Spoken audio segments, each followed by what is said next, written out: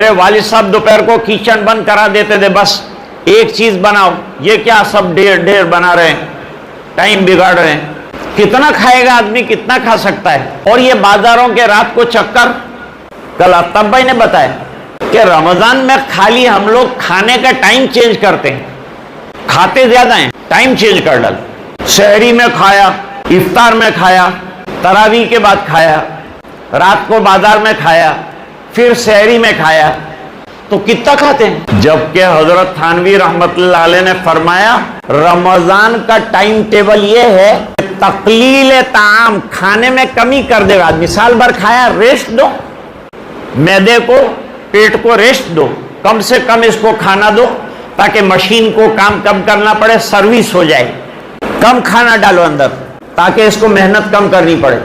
ایک کھجور کھا لیا، ایک سمبوسہ کھا لیا، بس کھاتے جا رہے ہیں، کھاتے جا رہے ہیں، 3 رکعتیں ختم ہو گئی، وہاں تک کھاتا ہے۔ حلیم کے لیے لڑائی کرتا ہے، اس کو اتنے کوڑیے ملے، اس کو اتنے ملے، مجھے اتنے نہیں ملے، اس کی لڑائی۔ کھانے کے لیے کوئی لڑتا ہوگا؟ تقلیل طعام۔ نمبر 2، صبح کی نماز پڑھ کے سوتا ہے تو 2:30 بجے ظہر کے اندر اٹھتا ہے، تو پڑھے گا کیا؟ تلاوت کیا کرے گا؟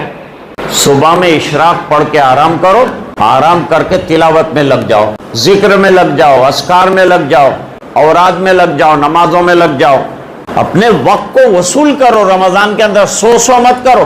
سو کر گزارتے ہیں رمضان، اس میں کیا رمضان کا مزہ آیا؟ ہر وقت سو رہا ہے، افطار کے وقت اٹھا، کھایا، پھر جو ہے دوبارہ رات کو سویا، پھر کھایا، پھر سویا، کیا رمضان؟ ذرا مجاہدے کی عادت ڈالو۔